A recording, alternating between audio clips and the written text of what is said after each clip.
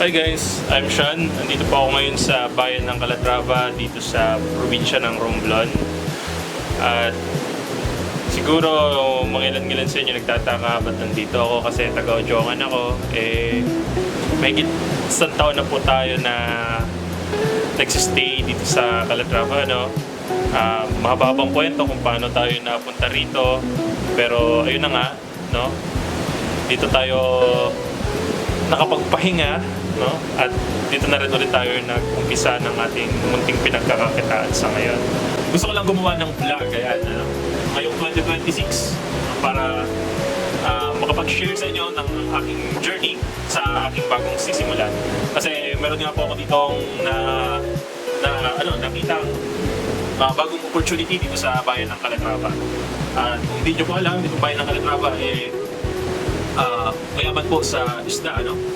So from January to June or July, meron po silang tinatawag na pangulong, no? Doon sa pangulong season na 'yon, nakakahuli tayo ng mga matambaka, mga galunggong, mga sardina, yung mga tamban, ayan, na isda.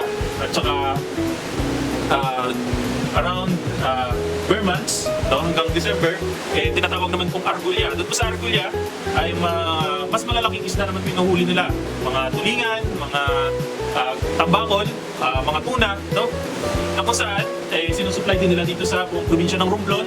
At hindi lang yun, nakapagpapadala rin tayo sa mga karating probinsya, katulad na lang ng sa Quezon Province, ganoon na rin din po sa Mindoro. At napag-alaman ko pa, meron din pong pinapadala sa bandang Katiklan, ano? So, napakaraming isda po dito sa bayan ng Calatrava.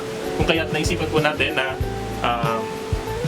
mag-negosyo o magsimula ng fish processing business, ano?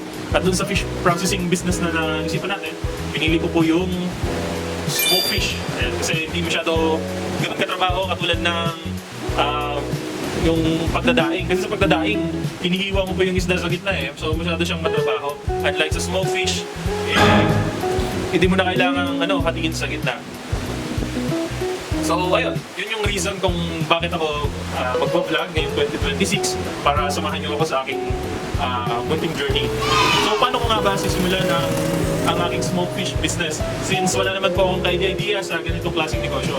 Sa panahon ngayon alam na rin naman natin na halos available na lahat ng information sa internet, no?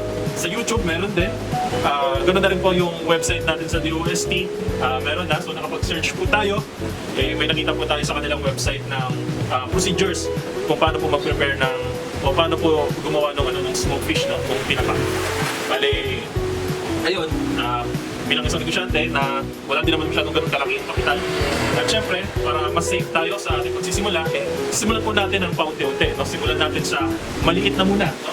Kung ano lang yung naandyan, yun po yung ating gagamitin. At saka, ililimit po natin yung pag-invest natin sa mga equipments natin, mga smokers natin na gagamitin.